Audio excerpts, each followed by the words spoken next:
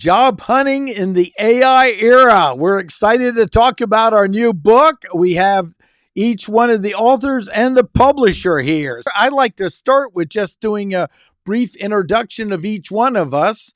And we'll start with Dana. Yeah, Dana Gower. I'm out of Cary, North Carolina, and I was a contributor to this piece of work that Martin instigated, which I think is going to be a very, very valuable tool for millions of people. Okay, John O'Connor. John O'Connor, Career Pro Inc. president, and excited to be a part of this book launch and one of the first forays into the insights into AI and how to job search and a lot of the early secrets here we have revealed in this book. Yes, millions will buy and participate in this movement.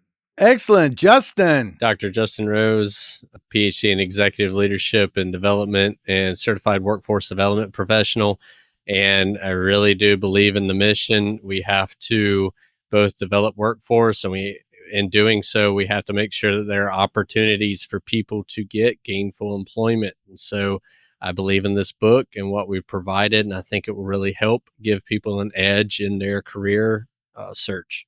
We'll go to Rick next, the publisher, and my best friend from college and St. Andrews as well. Rick Grassi here in Hokuriku, Japan.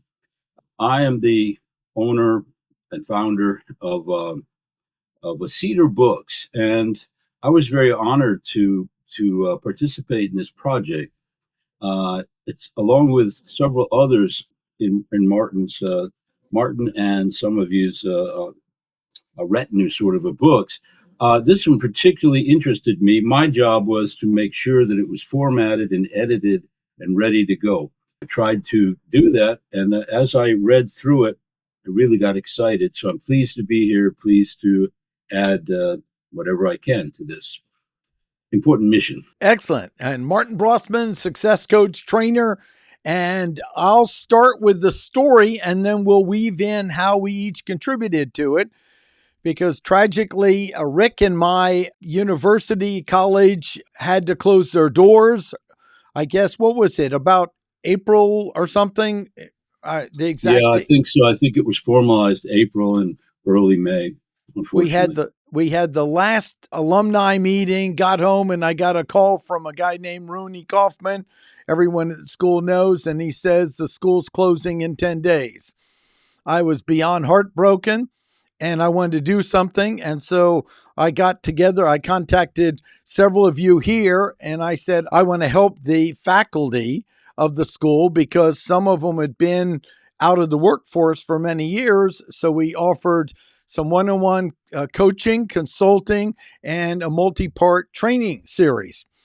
And out of that, I realized, wow, this is such a valuable thing. I was going over the notes from one of the one-on-one consultings. I went, this could be a good article. And then I put it together. And I think, Dana, I might have contacted you first. I don't know the anatomy of it. And I said, Dana, could you add to this?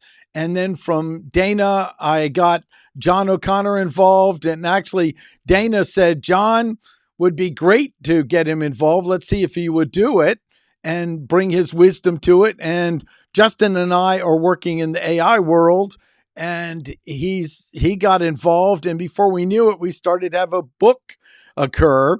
And the criteria was, it was we could use AI as a tool for getting our ideas together, but it had to be all based on our own direct experience of helping people. Justin from the workplace development, and then John O'Connor is, of course, an expert in his field, and Dana helping people for many years. And that's what put this together. So it's like an amazing collaboration.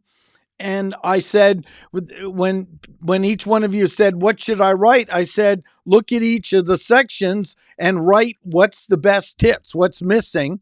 And then if a chapter's missing, let's add it. And that's what we got. And Dana, I think you wanted to clarify an aspect of it because it does say AI, but it's about this job hunting in this world where all this AI is going on. Well, I think the number one thing when people look at this cover, and they might assume that this is a book to show them how to use AI to broadcast even more broadcast even more resumes to overloaded existing systems to get easily get a job. And it's not that at all. In fact, it's all about using AI to strategically break through those systems so you can actually get interviews and win a job. And it's to use tactics and strategies that aren't AI that we've collectively known so that they can get those jobs that aren't seen as well. Yeah, the thing is that we know that about 70% of jobs are never posted. And the common method that most people tend to follow, and John and I see this every day in our practice together, but they tend to want to chase down posted jobs on LinkedIn and Indeed, and then what we hear is, I heard nothing, I got ghosted, or I got a nice little courtesy thank you for your application. We've decided on other candidates, yada yada yada, which can lead to real emotional toll because you start to think, well, I'm not good enough. There's something wrong with me. And in fact, that is likely not the case, especially if you've kept your skills up and you're going after a job where there is a need. Well, they say if you're going to use it, it's going to be a part of every piece of every business, even the trades. And we wanted to get ahead of the discussion because humans should be involved. That's part of my contribution, is that you should be led through this and you should lead, but not be fearful of using AI in your search. Be bold, use it, let it complement what you're doing, but your vision, your stories, your unique talents and your unique thumbprint matters most. And so we don't want to lose the human amongst the people. So happy to contribute. This is a first shot across the bow, and I think there's more to come. Justin, I'll let you add in on the concept we teach in the AI training, human in the loop. Part of workforce development and how it integrates with AI is developing soft skills, developing resume writing skills, things like that. Not everybody is a strong writer right out the gate. They may not interview well. And so what AI can do for those individuals is they can take something like a job posting, they can upload it into their language model of choice and have it help them develop a resume by asking questions, uploading a current resume, and really just working alongside the individual, again, human in the loop, to augment their ability to build that resume. Again, they're making the final adjustment, they're making the final decision on it, helping them write a cover letter that grabs a manager's attention without sounding too robotic and putting their final touches on it.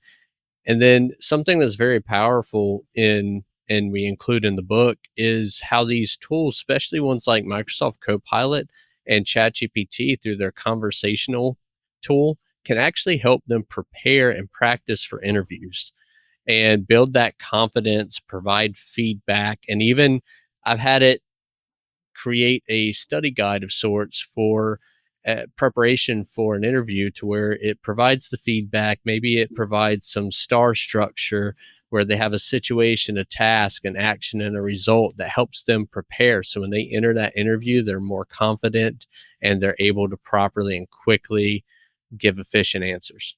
I've been thinking about this, how this actually can apply to the Japanese market. I'm seeing, as well as being a publisher, I'm a professor, and this is I'm just on the tip of the iceberg, culturally speaking, here of applying it. Japan and Korea have the lowest birth rate in the world, and so they need AI. On the other hand, they're terrified. But anyway, I think we better just go ahead and continue. But I think it could be translated to Japanese. I can help with that, and it might even be a market, possibly, especially within the next year or so, because Japan moves slowly. They build a consensus, then they rocket forward. This is what they've done historically. And anyway, I'll think about that, and we can discuss it maybe. That's how they build their cars. Indeed, it is. Yeah, amongst other things. Yeah. One thing I want to talk about is the cover, because we had a lot of back and forth on this cover. And I really want to give Dana credit for being the one that was the most relentless in pushing for the ideas of the cover. The key component is one, we wanted it to have a certain quality of uneasiness when you looked at it, because that's what people are facing. They don't know who they're up against. They don't know what part is being used, how they're being challenged or tested or anything else. But we also wanted some diversity in it as well. And I think we really knocked out of the park. And then this was passed over to Rick. And Rick, if you talk about the integration, so it had continuity with some of the other books Justin and I have out. Sure, I'd love to. What I did is I looked at several other books that Martin and some others have published over the last year or two. And I wanted to keep a continuity in these covers. This is the third book. And so it helps to reinforce your branding to keep this continuity. So the look is somewhat futuristic, a similar color scheme. Without going into too much detail, if you go to my site, www.cedarbooks.com, you'll see a special section specifically for Martin and Justin and others. And this book, I was just thrilled with the photo, the central image, the photo image, was so powerful. And I think it really captured what I could tell from having gone through the book. I thought, wow, this is going to be great to work with. So my design team that I typically work with, I explained to them, great, there we go, perfect. So look at that. You can see the continuity there in terms of color scheme, in terms of the size of the font. It helps the branding. If someone goes to Amazon to look at these, they think, oh, this is interesting. And it tends to increase sales. This has been proven. They look and see, well, I'm sure this is interesting. Maybe this one is too. They seem to be integrated. So it not only reinforces your branding, but also your sales. This sounds a bit like a commercial here, but if anyone watching this is interested, I can help you to bring your book also and your ideas to fruition and help you to decide what might work best for you and what not in a practical, non-pushy way. Back to what we're doing. Beautiful work, Rick. Beautiful work. Thank you very much. Thank you. The team did well. It was back and forth, and I'm very pleased with all of them, particularly this last one. I think it was, as you expressed, it has this tension and almost a little bit of humor with the robot, but very powerful. So that was fun, and I hope and think it will be effective in the long run. Even with updates, it's very easy to work with that central image and that color scheme, I think, to keep it going, because you might very well want to make second and even third editions as you go forward. No, it's really interesting. You mentioned about the cover and the robot and the people on the interview panel here. We're probably not too far away from having a robot at the table on some of these, and there's some elements of AI being used to screen candidates, videos, and so forth before they even get into see a live panel. The other thing that we know that happens a lot is with panel interviews, people don't always know. They kind of think when you go into them that the panel interviewers know a little bit about you because they've maybe read your resume thoroughly. They've got all kinds of prepared questions. And reality is, usually only about one of the interview panelists is that prepared, and the rest, they saw the resume 5 minutes before the interview. They're scanning it while they're talking to you, and they're in a confused state as they're interviewing you. And people, I don't think, understand that, but that's, hopefully we've reflected that in the cover, this kind of mystery process that goes on that can be very intimidating to people. And preparation, as Justin said, using AI and using human rehearsals as well is critical and John can attest to this, critical in success in winning an interview, being number one versus being number 2 or 3 of the candidates being interviewed. Yeah, no, there's no question about it. I mean, this everything that we talk about in the book, which is why it's a practical guide. You can put it to use. It's very visceral. It's the thought process. It's not just the subject matter or chapters, but it's very practical. It's based on, as Martin said at the beginning, Dr. Justin and Dana, that it is based on our work with hundreds of people, hand to hand, one by one, in different aspects all along the way. So it's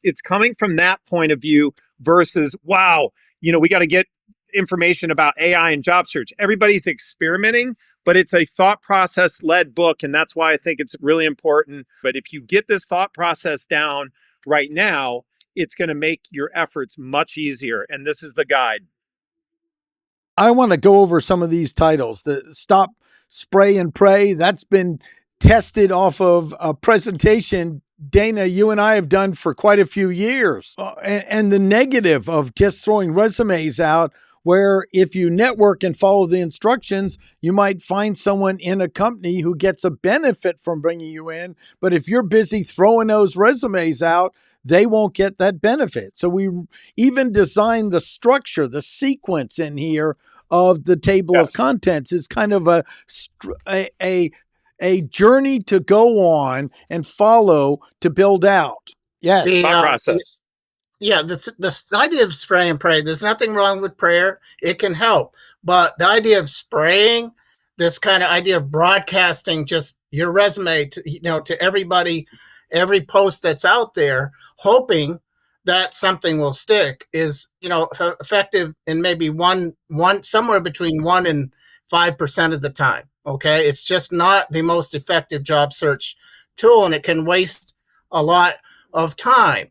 And so the importance of using this, what we either call it, you can call it human first or relationship first approach, where you're connecting with people, you're building upon existing relationships, you measure your activity by that rather than how many applications you got out, and you're going to more likely find a nice new opportunity that meets your needs faster than this auto apply idea. And human resource managers tell us all the time that a couple of years ago they might get 500 applications for every posted job. Today it's 1,000 plus.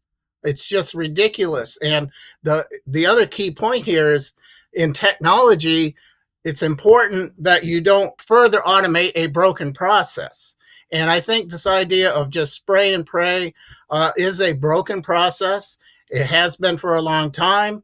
My wife said to me this morning, "Hey, why don't they just scrap it all together? It's not, it doesn't. It's so ineffective. It can get jobs, and some clients of ours have gotten jobs by doing that, but they're in the minority." There's another piece that I think we bring to this is people who are not naturally extroverts. I really think that's something a lot of us have gotten good at coaching, like engineers or people that have never had to sell themselves, and then how to do it in an ethical way.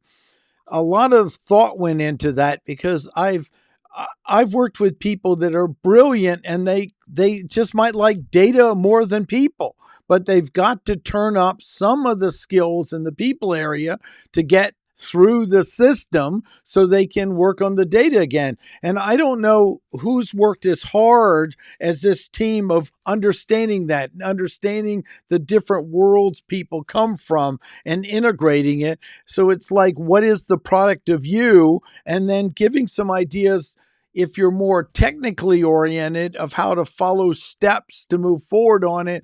And it will work with someone that's more intuitive or people oriented as well. And to that point, Martin, what's really powerful, for example, ChatGPT, I've tested this.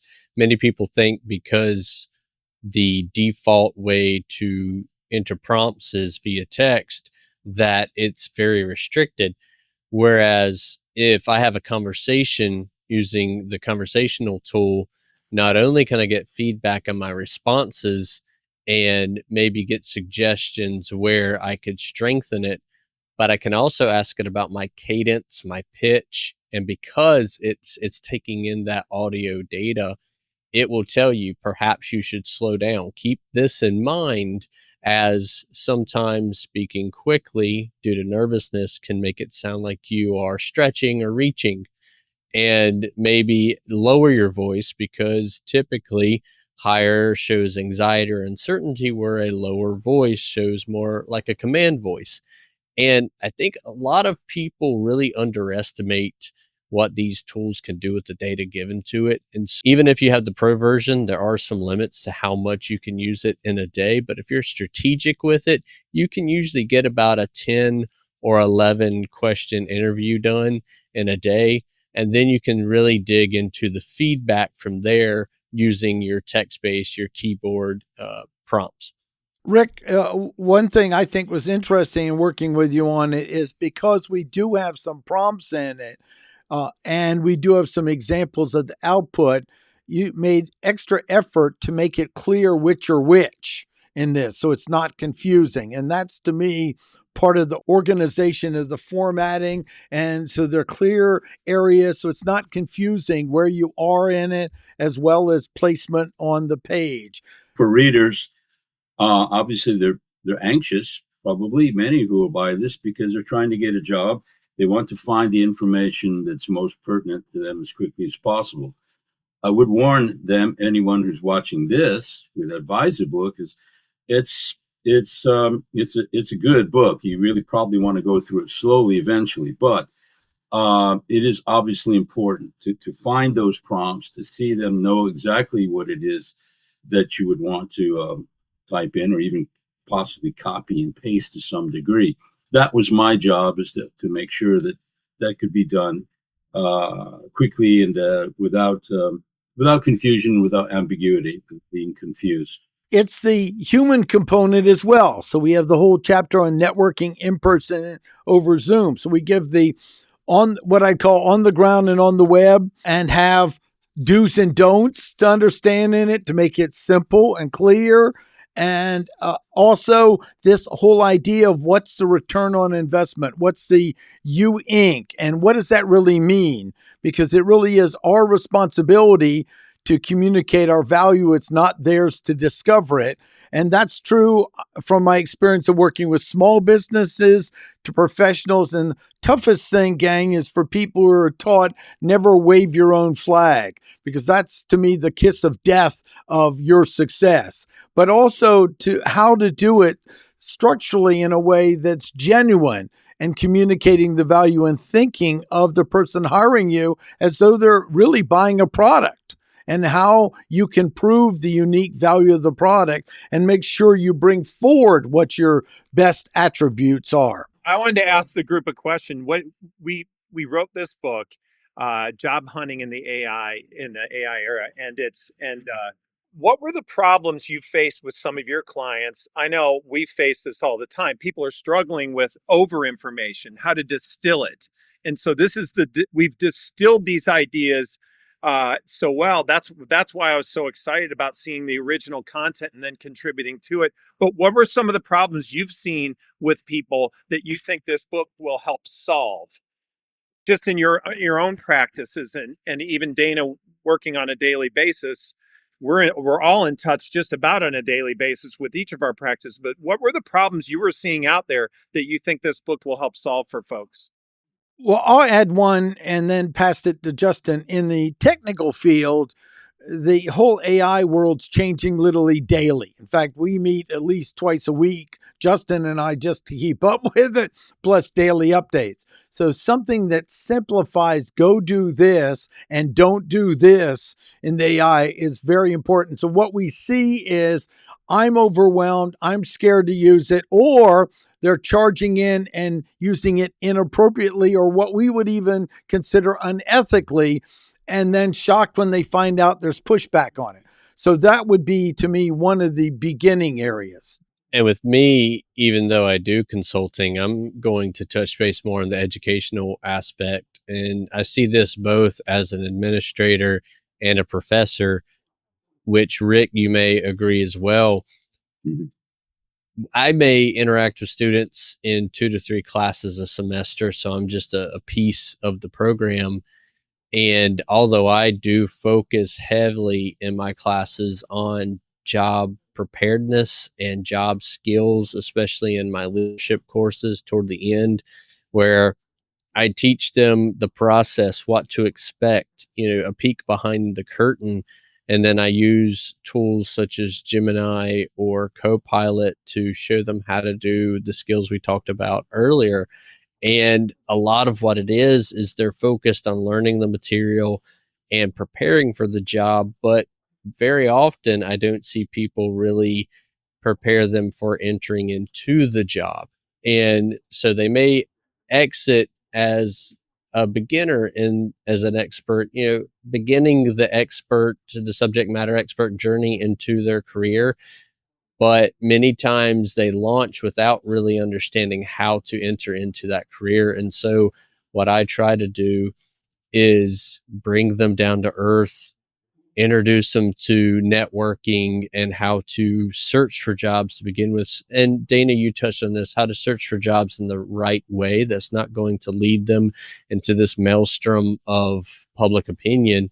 But many times they're nervous, they don't know the process. And on top of that, then they hear on social media or the news how AI is throwing it into chaos. And so why I really enjoy this book and I'm really proud to be part of it is we touch on all of that. So really a student, a graduate can take this book and I think it gives them a very solid, easy to understand roadmap to begin their career. And for many individuals that have just graduated college and they're in that churn, this could be in a way a lifeline or that kind of buoy that can really center them and launch them into a career, even one better than what they might have been able to do on their own. Yeah, I think the biggest problem that people have is this: unemployment is very expensive.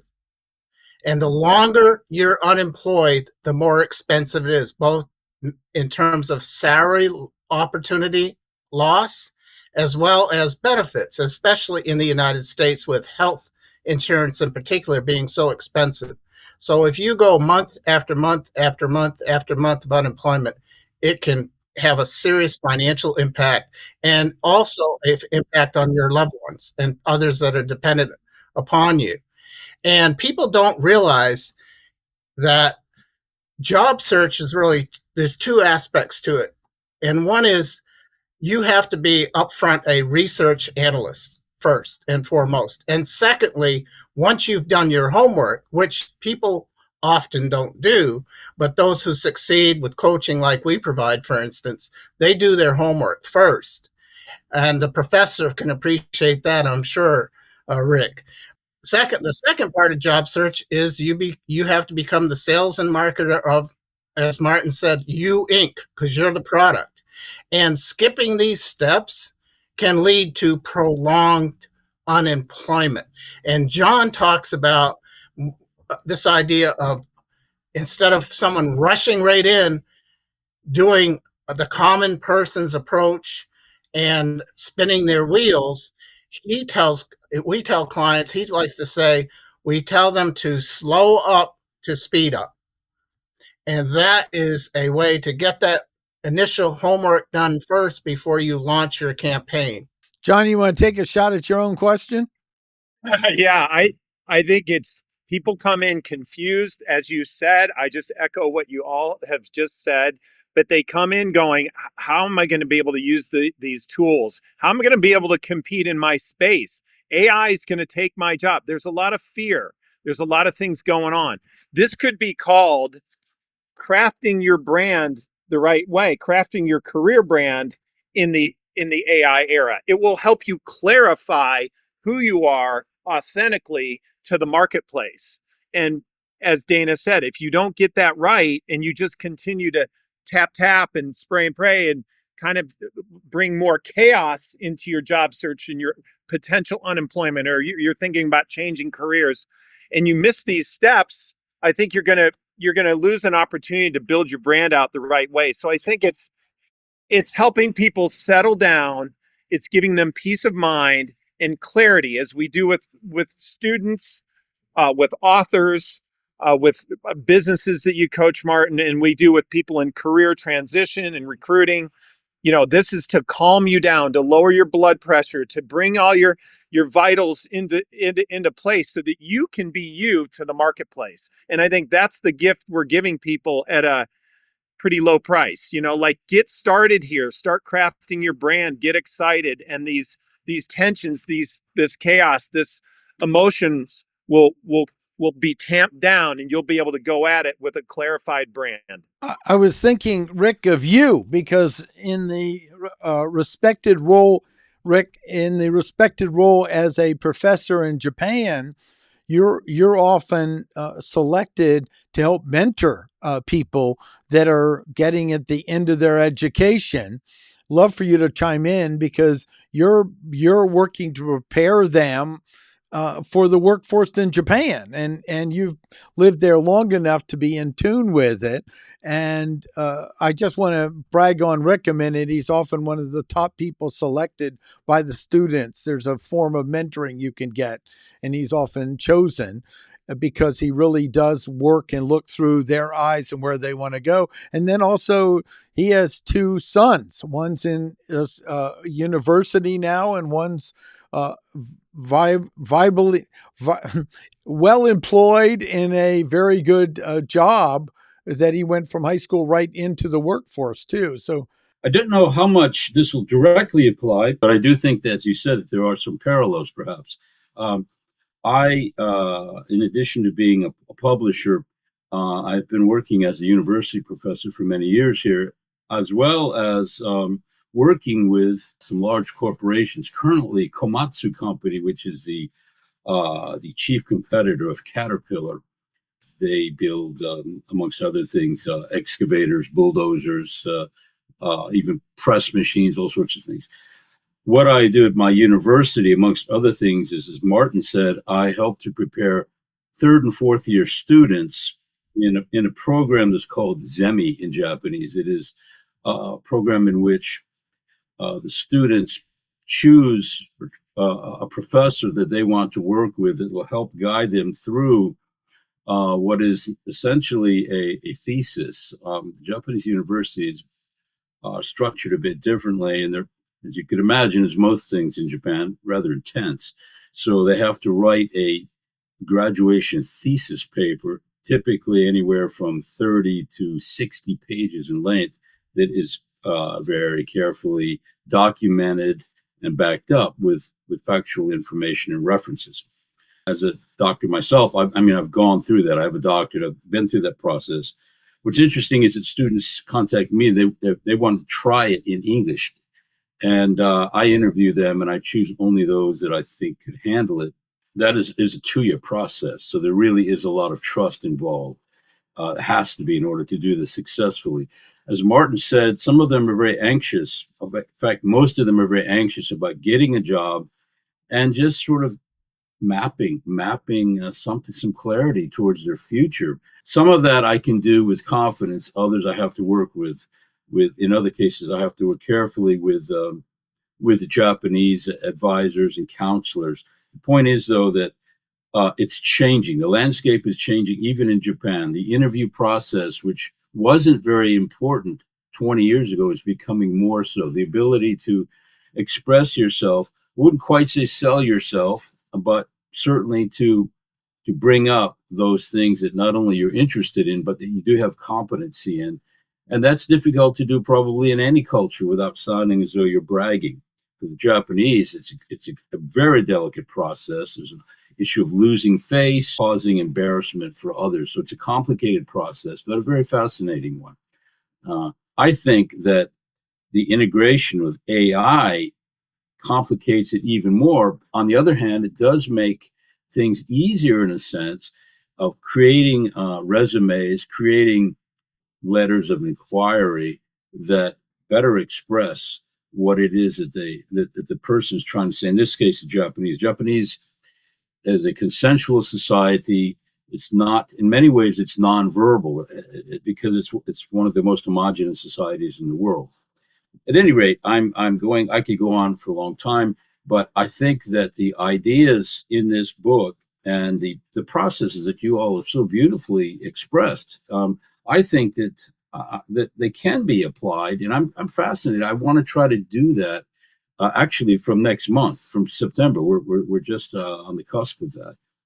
And my Zemi students have had a little break for about 6 weeks, and they're going to be. I'm going to be using some of this book, and I'm going to see. I'll let you guys know how it goes, but I think that it can be integrated, and I'm going to test it out, test the waters. I think with it. Excellent. Other things in the book I want to mention is in the back, we have a number of links and QR codes so that we can do updates. It goes to a specialized YouTube playlist where, as we learn or tweak things or adjust them, even before we do an update, if they follow that playlist, they'll get those updates. So that's an important aspect they have. And then there's just some tips and resources too. So there's quite a bit of added value along with the book for them to make sure to go in the back, use the QR code or the short link and follow that stuff. And I love how we give some real world examples of how to do these things. And to me, it's in the AI world, but it's also the human touch that you can leverage for your advantage in the AI world. And I think that's important to understand. We've covered both in this document and explained it in very down-to-earth ways. If you're somewhat new to the use of AI as in your profession, or you've dabbled with it, this will help you integrate these tools. Actually, for people that hire us or we're assigned to us or we're helping recruit or help with outplacement or job search, it's going to make our jobs easier as coaches, because if I say to a client, for example, look, come up with a cover letter for this particular role, just do a draft for me. I want to see that. We can then guide them because we know their bigger brand. We know what they're trying to accomplish. We know how they should want to come across on their interviews and their resumes. So it allows us to skip some of the steps where we've got to teach them the basics of AI to say, you need to be using these tools. Oh, no. Oh, it's going to take me 3 or 4 days to come up with a cover letter. No, get us a draft so that we can craft it so it doesn't look manufactured. It sounds like you. It integrates the tools. So it's going to help you leapfrog your competition. Martin, you started the call lamenting about your university, but you know what? You know what's going to be the great equalizer in the world of education, where students are going to be able to catch up or use some of the things? It's going to be these AI tools if used properly. It's almost like money. Money's not good or evil. It's who uses it and how they deploy it. So we're really educating people on how to deploy these tools to benefit their brand, to allow them to work with others more effectively, not to isolate themselves and hide in their room and just tip tap and do these things. It will allow you to engage more and be more successful in your career, even if you're not job hunting. Yeah, I'd just like to say that this, we've talked about the job search process here and integrating AI into the process to make it better and faster. And the interesting thing is that job search has not changed. The process of job search, it's an art and a science, but it hasn't changed in 100 years. It's still a people first kind of process. And this whole AI era idea, if you buy this book, okay, and some people will be able to do it self-directed, others need some assistance and help from a professional coach, maybe one of us. But if you do these things that we're talking about here and alluding to, and I know we're only scratching the surface, but if you do it, you will likely cut your job search time by probably 50%. So if it would normally take you 6 months to find a job, you apply these best practices, you've likely cut your time to 3 months. If it normally takes you 3 months to find a job, you might cut it to a month and a half. So there's a huge, huge return on investment by purchasing this book, this great new book, and adopting these principles. I'm going to add one thing too. I want to say, when you hit something that seems uncomfortable to do, put a star and do that first. because I think we've all found in working with people that the key is getting outside your comfort zone and moving into areas with guidance is where the new insights occur. Because when we're in our comfort zone, our world makes it easy for us to get into our own echo chamber now. And the more we can get outside that, I say the more we have a competitive advantage over those that are both lost in their echo chamber or don't even know that they're lost in their echo chamber. And that's, to me, employers are really looking for, do you have that diversity and expertise? So you have some expertise in a niche, but you also have some flexibility, and you also have worked on some of the human skills that take a little more effort. And we map all those out in here as well. And something just really fun with this to add on the AI side is when I've been involved in hiring, which I've hired full-time, part-time instructional staff, admin staff throughout my career in education and even in industry. One of the things that really draws me in is, you said, Martin, the tough questions. When I ask the tough questions, what's your weakness? What's some way you would improve professionally if you were given the chance? How people respond to that really shows behind the curtain, really shows who they are truly, professionally, personally. I really believe that. And it's a very hard question because nobody wants to go into an interview with a weakness. Nobody wants to discuss it because they feel it's going to hurt their chances. And so one of the things I did, and anybody can do this, is I looked at the infamous weakness question and said, how's some ways that someone could reframe it? And it's really interesting how it produced, areas of growth, awareness, opportunities for awareness. And it just came up with all these terms. And I'm thinking, if I ask somebody what's their greatest weakness or something that they could do better, and they come back with an opportunity in growth for me, then what that does is that's going to show me as a hiring manager that they've thought about it, that they don't see it a weakness. They see it as something that they're continually working on. And so for a candidate who can use what we apply in this book and can think outside the box with how they want to present themselves and really apply things like that, it's going to make an impact. And it's really going to be something that when they get that opportunity, that maybe 1 out of 1,000, and they really, as John and Dana said, they do the homework, it's going to show.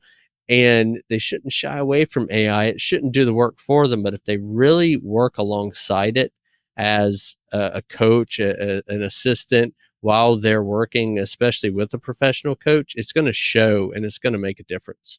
And I would my closing thoughts would be, it's about, just like you're saying, it's about engagement versus isolation. One of the common denominators we all have, I started my career in the military, in the reserves, and also as a visiting assistant professor. My dad was a professor. We come from a teaching family. Dana's a teacher and educator by heart. Martin's all over that. Rick, same way. So we really want you to be educated on these tools, to humanize them enough so that you don't feel intimidated, but you feel empowered. And I would parallel what we're doing here a little bit to the incredible vehicles. Dana's more of a German car lover, but I'm more of a Japanese, Honda, Acura, Lexus, Toyota, Mazda. I love those vehicles. And it's almost like there's a race to put in more technology to help people not just go down the road faster, but to do it safely. And if there is an accident, there are all sorts of devices and things that will help you stay on the road and keep you driving ahead and avoiding accidents and avoiding pedestrians. So we're just bringing you some of these new tools, and we're help you stay in the lane, not go off into the weeds or off the highway. We want you to get on the highway, stay on the highway, but thrive going towards your career destination. That's what it's all about. And I hope you pick up the book, but mostly I hope you use it. I'd like to jump in with my final thought, just simply as the editor, the publisher of this book. It's going to be available once it's launched, obviously in printed form, but also electronically as an ebook. for those of you who hopefully will buy this book and use it, you'll see in either format that it's very easy to skim through it. Don't dismiss it, but skim through it, and you'll be able to find each chapter has a very meaningful title, I found, and you'll be able to scan through it, find what is most applicable to you to help you. But you'll also be able to see that that there's as mentioned before, there are links, there are special areas where you can dig in and find those prompts.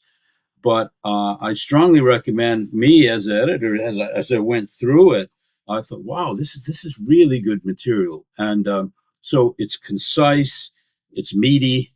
I think it will be well formatted. I know it will be because I did that. I mean, that was my job. And that's my final thought. I hope that anyone buying this put it to good use. It's a great book. These are people of integrity.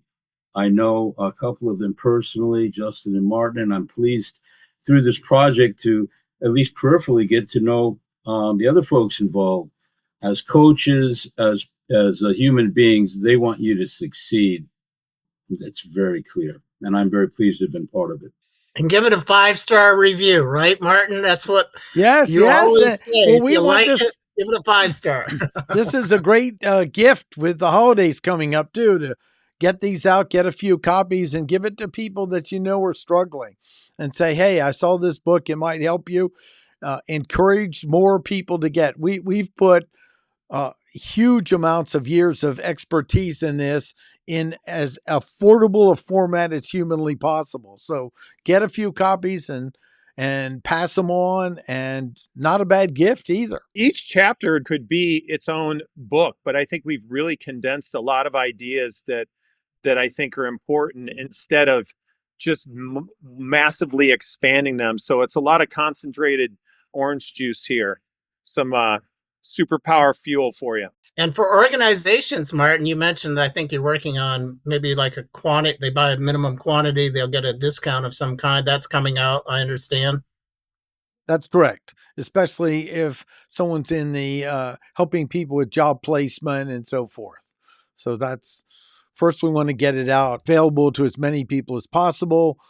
And like you said, schools, if you like it, schools, career centers, oh my gosh, government, all of them should be doing it. They should be first buying it and reading it themselves, because often they're working so many hours now and so overloaded, they don't have time to get this stuff. And like you said, this is concentrated orange juice. You're going to get right in the beginning of it. This whole thing with job search can be, it's never an easy process, but it's made easier through tools like this. And if a person has maintained their skills and they're current and they're in a job that's wanted, there's a lot of competition.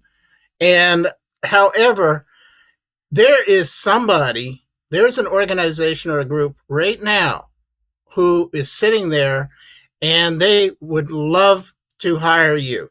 And this is the job search process requires you to navigate it kind of like a scavenger hunt. I hate to say that, but it is.